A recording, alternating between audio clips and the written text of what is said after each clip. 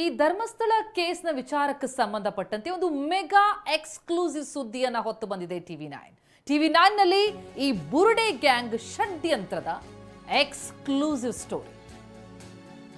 ಇಷ್ಟಕ್ಕೂ ಈ ಬುರುಡೆ ಐಡಿಯಾ ಯಾರದ್ದು? ತಲೆ ಬುರುಡೆ ಐಡಿಯಾ ಕೊಟ್ಟಿದ್ದೇ ಗಿರೀಶ್ ಮಟ್ಟಣ್ಣನವರ್.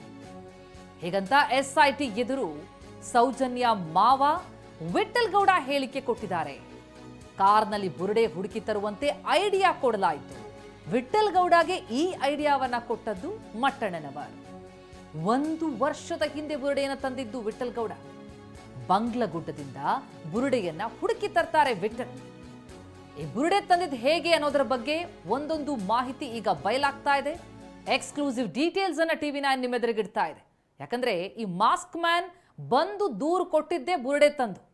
ಆ ಬುರುಡೆ ಎಲ್ಲಿಂದ ಬಂತು ಅನ್ನೋದು ಎಲ್ಲರ ಪ್ರಶ್ನೆಗೆ ಕಾರಣ ಆಗಿತ್ತು. ಆ ಪ್ರಶ್ನೆಗೆ ಉತ್ತರ ಹುಡುಕ್ತಾ ಹೊರಟಾಗ ಈಗ ಅದಕ್ಕೆ ಒಂದೊಂದೇ ವಿಚಾರ ಬಯಲಿಗೆ ಬರ್ತಾ ಇದೆ. ರಹಸ್ಯ ಕೆದಕ್ತಾ ಹೋದಂತೆ ಅದರಲ್ಲೂ ವಿಠಲ್ ಗೌಡ ಅವರನ್ನ ವಿಚಾರಿಸಿದಾಗ SIT ಎದುರು ಸೌಜನ್ಯ ಮಾವ ವಿಠಲ್ ಗೌಡ ಹೇಳಿಕೆ ಕೊಟ್ಟಿದ್ದಾರೆ. ಈ ಐಡಿಯಾ ಬಂದದ್ದು ಗಿರೀಶ್ ಮಟ್ಟಣ್ಣನವರಿದ್ದ ಅಂತ. ಇನ್ನು ಬಂಗ್ಲಗುಡ್ಡ ಕಾಡಿಗೆ ಹೋಗಿ ಬುರುಡೆ ತಂದಿದ್ದ ವಿಠಲ್ ಗೌಡ.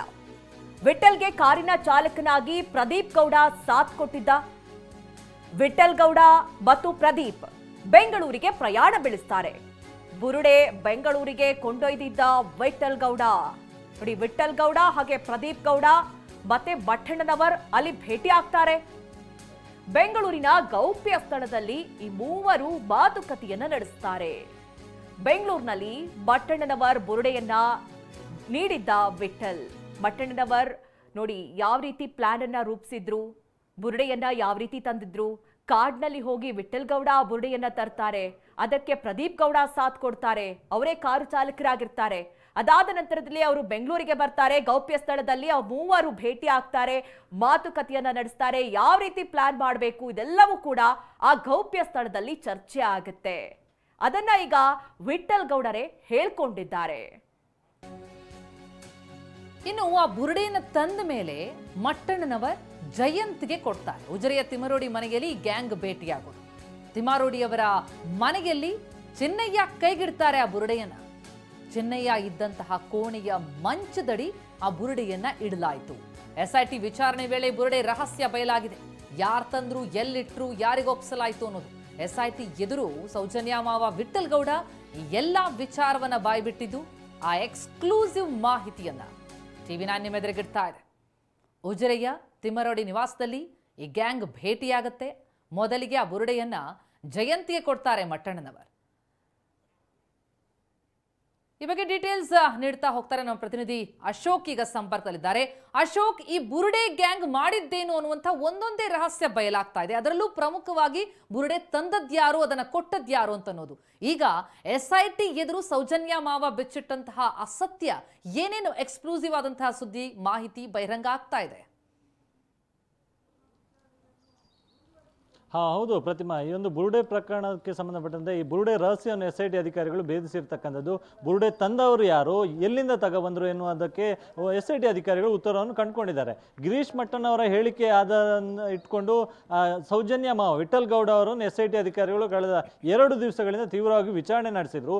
ಈ ಸಂದರ್ಭದಲ್ಲಿ ವಿಠಲ್ ಗೌಡ ಅವರು ಸತ್ಯವನ್ನು ಬಾಯ್ಬಿಟ್ಟಿರ್ತಕ್ಕಂಥದ್ದು. ಅಂದ್ರೆ ಅವರು ಬಂಗ್ಲಗುಡ್ಡೆ ಭಾಗದಿಂದ ಈ ಬುರುಡೆಯನ್ನು ತಂದಿದ್ರು ಕೂಡ ಅವರಿಗೆ ಈ ಬುರುಡೆಯನ್ನು ತರೋದಕ್ಕೆ ಗಿರೀಶ್ ಮಟ್ಟಣ್ಣವರು ಹೇಳಿದ್ರು ಎನ್ನುವಂತ ಮಾಹಿತಿ ಇದೀಗ ಸೌಜನ್ಯ ಮಾವರು SIT ಅಧಿಕಾರಿಗಳ ವಿಚಾರಣೆ ಸಂದರ್ಭದಲ್ಲಿ ಬಾಯ್ಬಿಟ್ಟಿರ್ತಕ್ಕಂಥದ್ದು. ಅವ್ರ ಜೊತೆ ಪ್ರದೀಪ್ ಗೌಡ ಎನ್ನುವಂತವ್ರು ಕೂಡ ಅವರು ಹೋಗಿ ಆ ಒಂದು ಬಂಗ್ಲೆಗುಡ್ಡೆ ಕಾಡಿಗೆ ಹೋಗಿ ಆ ಬುರುಡೆಯನ್ನು ಇಟ್ಕೊಂಡು ಬರ್ತಾರೆ. ಅದಾದ ಬಳಿಕ ಆ ಬುರುಡೆಯನ್ನು ಇಟ್ಕೊಂಡು ನೇರವಾಗಿ ಅವರು ಬೆಂಗಳೂರಿಗೆ ಹೋಗ್ತಾರೆ. ಸೊ ಬೆಂಗಳೂರಿಗೆ ಹೋಗಿ ಅಲ್ಲಿ ಗಿರೀಶ್ ಮಟ್ಟಣ್ಣವರಿಗೆ ಈ ಒಂದು ಬುರುಡೆಯನ್ನು ಕೊಡ್ತಾರೆ. ಅದಾದ ಬಳಿಕ ಗಿರೀಶ್ ಮಟ್ಟಣ್ಣವರು ಈ ಬುರುಡೆಯನ್ನು ಜಯಂತ್ ಅವರಿಗೆ ಕೈಯಲ್ಲಿ ಹಸ್ತಾಂತರ ಮಾಡ್ತಾರೆ. ಅದಾದ ಬಳಿಕ ಜಯಂತ್ ಅವರ ಮನೆಯಲ್ಲಿ ಆ ಬೆಂಗಳೂರಿನ ಬಾಡಿಗೆ ನಿವಾಸ ಇದೆ, ಅದೇ ಒಂದು ನಿವಾಸದಲ್ಲಿ ಈ ಬುರುಡೆಯನ್ನು ತಂದಿಡ್ತಾರೆ. ಅದಾದ ಬಳಿಕ ಮತ್ತೆ ಅದನ್ನು ಆ ಬುರುಡೆಯನ್ನು ಇಟ್ಕೊಂಡು ಮತ್ತೆ ಮಹೇಶ್ ಶೆಟ್ಟಿ ತಿಮರೋಡಿ ಅವರ ನಿವಾಸಕ್ಕೆ ಬರ್ತಾರೆ. ಅದಾದ ಬಳಿಕ ಚಿನ್ನಯ್ಯನಿಗೆ, ಈಗ ಏನು ಈ ಪ್ರಕರಣದ ಆರೋಪಿ ಚಿನ್ನಯ್ಯ ಏನಿದ್ದಾನೆ ಆತನಿಗೆ ಮಹೇಶ್ ಶೆಟ್ಟಿ ತಿಮರೋಡಿ ಅವರ ಮನೆಯಲ್ಲಿ ಈ ಬುರುಡೆಯನ್ನು ಕೊಟ್ಟಿರೋದು ಎಂಬುದು ಮೇಲ್ನೋಟಕ್ಕೆ ತನಿಖೆಯಲ್ಲಿ ಗೊತ್ತಾಗಿರ್ತಕ್ಕಂಥದ್ದು. ಸೊ ಇದರ ಬಗ್ಗೆ SIT ಅಧಿಕಾರಿಗಳು ಇನ್ನಷ್ಟು ತನಿಖೆಯನ್ನು ಮಾಡ್ತಿದ್ದಾರೆ. ಈ ಬುರುಡೆಯನ್ನು ತರೋದಕ್ಕೆ ಹೇಳಿರೋದು ಗಿರೀಶ್ ಮಟ್ಟನ್ ಅವರು ಹೌದಾ ಎಂಬುದರ ಬಗ್ಗೆ ವೆರಿಫೈ ಕೂಡ ಮಾಡ್ತಿದ್ದಾರೆ. ಸೊ ಹೀಗಾಗಿ ಇವತ್ತು ಕೂಡ ವಿಚಾರಣೆ ಮುಂದುವರಿಸಿದ್ದಾರೆ. SIT ಕಚೇರಿಯಲ್ಲಿ ಗಿರೀಶ್ ಮಟ್ಟನ್ ಅವರು ಮತ್ತು ಜಯಂತ್ ಟಿ ಅವರ ವಿಚಾರಣೆ ನಡೀತಾ ನಡೀತಾ ಇದೆ. ಆದ್ರೆ ನಿನ್ನೆ ತಡರಾತ್ರಿವರೆಗೂ ಕೂಡ ವಿಠಲ್ ಗೌಡ ಅವರಿಗೆ ತೀವ್ರವಾದ ವಿಚಾರಣೆ ನಡೆಸಿ ಅದಾದ ಬಳಿಕ ನೋಟಿಸ್ ಕೊಟ್ಟು ವಾಪಸ್ ಕಳಿಸಿದ್ದಾರೆ. ಮತ್ತೆ ತಮ್ಮನ್ನು ವಿಚಾರಣೆ ಕರೆದಾಗ ಮತ್ತೆ ವಿಚಾರಣೆಗೆ ಹಾಜರಾಗಬೇಕು ಅಂತ ಹೇಳಿ ಕಳಿಸಿರುವಂತದ್ದು. ಆದ್ರೆ ಇವತ್ತು ಆದಿತ್ಯವಾರ ಆಗಿರ್ತಕ್ಕಂಥ ಕಾರಣ SIT ಹಿರಿಯ ಅಧಿಕಾರಿಗಳು ಬಂದಿಲ್ಲ.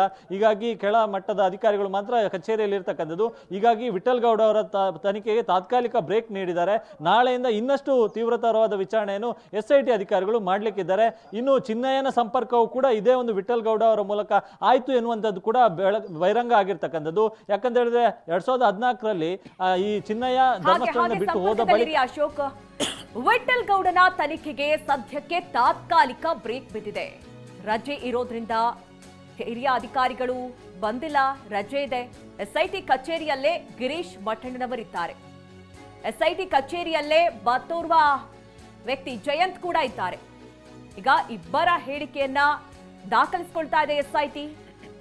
ನೋಡಿ, ವಿಠಲ್ ಗೌಡನ ತನಿಖೆ ಸದ್ಯಕ್ಕೆ ತಾತ್ಕಾಲಿಕವಾಗಿ ಬ್ರೇಕ್ ಬಿದ್ದಿದೆ. ಮತ್ತೆ ನಾಳೆಯಿಂದ ಸ್ಟಾರ್ಟ್ ಆಗುತ್ತೆ. ಯೂಟ್ಯೂಬರ್ ಅಭಿಷೇಕ್ಗೆ ನಾಳೆ ಬರುವಂತೆ ಸೂಚನೆಯನ್ನ ಕೊಡಲಾಗಿದೆ. ಇನ್ನು ನೋಟಿಸ್ ನೀಡಿ ಕಳುಹಿಸಿದ್ದಾರೆ SIT ಅಧಿಕಾರಿಗಳು.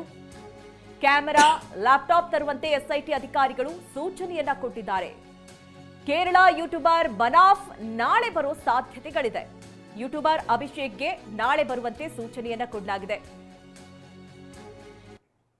ಈ ಬಗ್ಗೆ ಮಾಹಿತಿಯನ್ನ ಕೊಡ್ತಾ ಇದ್ರು ನಮ್ಮ ಪ್ರತಿನಿಧಿ ಅಶೋಕ್. ಈಗಾಗಲೇ ಹಿರಿಯಾಧಿಕಾರಿಗಳು ಇವತ್ತು ರಜೆ ಅನ್ನುವಂತಹ ಕಾರಣಕ್ಕಾಗಿ, ಭಾನುವಾರ ಅನ್ನುವಂತಹ ಕಾರಣಕ್ಕಾಗಿ ಇಲ್ಲ ಅನ್ನುವಂಥದ್ದು. ಹೀಗಾಗಿ ಹೆಚ್ಚಿನ ತನಿಖೆಯನ್ನ ನಾಳೆಯಿಂದ ಮಾಡ್ತಾರೆ ಅನ್ನುವಂಥದ್ದು. ಆ ಬಗ್ಗೆ ಏನು ಅಪ್ಡೇಟ್ ಸಿಗ್ತಾ ಇದೆ? ಹೌದು ಮಧು ನಾಗರಾಜ್, ಪ್ರಮುಖವಾಗಿ ಇವತ್ತು SIT ಕಚೇರಿಗಳು ಹಿರಿಯ ಅಧಿಕಾರಿ ಯಾರು ಕೂಡ ಇಲ್ಲ. ಅಂದ್ರೆ ಈ ಪ್ರಕರಣದ ತನಿಖಾಧಿಕಾರಿ ಜಿತೇಂದ್ರ ದಯಾಮ್ ಅವರು ಕೂಡ ಇಲ್ಲ ಮತ್ತು SIT SP ಸೈಮನ್ ಅವರು ಕೂಡ ಇಲ್ಲ. ಆದ್ರೆ ಬೇರೆ ಯಾವ್ದಾದ್ರು ಕೆಳ ಹಂತದ ಅಧಿಕಾರಿಗಳು ಇದ್ದಾರೆ. ಹೀಗಾಗಿ ಇವತ್ತು ವಿಠಲ್ ಗೌಡ ಅವರಿಗೆ ತನಿಖೆಗಿಂತ ಕೊಂಚ ಬಿಡುವು ಕೊಟ್ಟಿರ್ತಕ್ಕಂಥದ್ದು. ಆದ್ರೆ ಜಯಂತ್ ಟಿ ಮತ್ತು ಗಿರೀಶ್ ಮಟ್ಟನ್ ಅವರು ಇನ್ನೂ ಕೂಡ ಠಾಣೆಯಲ್ಲಿದ್ದಾರೆ. ಸೊ ಅವರ ಹೇಳಿಕೆಗಳನ್ನು ದಾಖಲಿಸಿಕೊಳ್ಳುವಂತ ಕೆಲಸವನ್ನು SIT ಅಧಿಕಾರಿಗಳು ಮಾಡ್ತಾ ಇದ್ದಾರೆ. ಈ ನಡುವೆ ಯೂಟ್ಯೂಬರ್ ಅಭಿಷೇಕ್ನ ಕಳೆದ 4 ದಿವಸಗಳಿಂದ ವಿಚಾರಣೆಯನ್ನು ಆಗ್ತಾ ಇತ್ತು. ಸೊ ನಿನ್ನೆ ರಾತ್ರಿ 9 ಗಂಟೆವರೆಗೂ ಕೂಡ ವಿಚಾರಣೆ ಆಗಿತ್ತು. ಸೊ ಅದಾದ ಬಳಿಕ ಆತನನ್ನು ವಾಪಸ್ ಕಳಿಸಿದ್ದಾರೆ. ಸೊ ನೋಟಿಸ್ ಕೊಟ್ಟು ಕಳಿಸಿರುವಂತದ್ದು. ನಾಳೆ ಮತ್ತೆ ವಿಚಾರಣೆಗೆ ಹಾಜರಾಗಬೇಕೆನ್ನುವಂತ ನಿಟ್ಟಿನಲ್ಲಿ ಸೂಚನೆ ನೀಡಲಾಗಿದೆ. ಇದರ ಜೊತೆಗೆ ಆತ ಏನು ಯೂಟ್ಯೂಬ್ ನಲ್ಲಿ ಈ ಒಂದು ಪ್ರಕರಣಕ್ಕೆ ಸಂಬಂಧಪಟ್ಟಂತ ಸಾಕಷ್ಟು ಎಪಿಸೋಡ್ಗಳನ್ನು ಮಾಡಿದ. ಹೀಗಾಗಿ ಈ ಪ್ರಕರಣಕ್ಕೆ ಸಂಬಂಧಪಟ್ಟಂತೆ ಆತನಲ್ಲಿ ಇರತಕ್ಕಂಥ ಕ್ಯಾಮರಾ, ಲ್ಯಾಪ್ಟಾಪ್ ಸೇರಿದಂತೆ ಈ ಎಲೆಕ್ಟ್ರಾನಿಕ್ ಡಿವೈಸ್ ಗಳನ್ನು ತರುವಂತೆ ಕೂಡ ಸೂಚನೆ ನೀಡಲಾಗಿದೆ. ಸೊ ಆತ ನಾಳೆ ಈ ಎಲ್ಲಾ ವಸ್ತುಗಳನ್ನು SIT ಕಚೇರಿಗೆ ತರಬೇಕಾಗಿದೆ ಮತ್ತು SIT ಅಧಿಕಾರಿಗಳಿಗೆ ನೀಡಬೇಕಾಗಿದೆ. ಈ ನಡುವೆ ಕೇರಳದ ಯೂಟ್ಯೂಬರ್ ಮನಾಫ್ ಎಂದರೆ ಆತನಿಗೂ ಕೂಡ ನೋಟಿಸ್ ಅನ್ನು ನೀಡಲಾಗಿದ್ದು. ಸೊ ಹಾಗಾಗಿ ನಾಳೆ ಆತ ವಿಚಾರಣೆಗೆ ಹಾಜರಾಗುವಂತ ಸಾಧ್ಯತೆ ಇದೆ. ಸದ್ಯಕ್ಕೆ ಜಯಂತ್ ಟಿ ಮತ್ತು ಗಿರೀಶ್ ಮಟ್ಟನ್ ಅವರು ಮಾತ್ರ SIT ಕಚೇರಿಯಲ್ಲಿ ಇರತಕ್ಕಂಥದ್ದು. ಆದ್ರೆ ಸೌಜನ್ಯ ವಿಠಲ್ ಗೌಡ ಅವರಿಗೆ ನಿನ್ನೆ ರಾತ್ರಿ ನೋಟಿಸ್ ಕೊಟ್ಟು ಕಳಿಸಲಾಗಿದೆ. ಮತ್ತೆ ವಾಪಸ್ ವಿಚಾರಣೆ ಕರೆದಾಗ ಬರಬೇಕು ಅಂತ ಹೇಳಲಾಗಿದೆ. ಸೊ ಇವತ್ತು SIT ಕಚೇರಿಯಲ್ಲಿ ಆ ರೀತಿಯಾದಂತಹ ಬೆಳವಣಿಗೆ ಆಗ್ತಿಲ್ಲ. ನಾಳೆಯಿಂದ ಇನ್ನಷ್ಟು ತೀವ್ರತರವಾದಂತಹ ತನಿಖೆಯನ್ನು SIT ಅಧಿಕಾರಿಗಳು ಮಾಡ್ಲಿಕ್ಕಿದ್ದಾರೆ. ಮಧು ಅಶೋಕ್, ಥ್ಯಾಂಕ್ ಯು.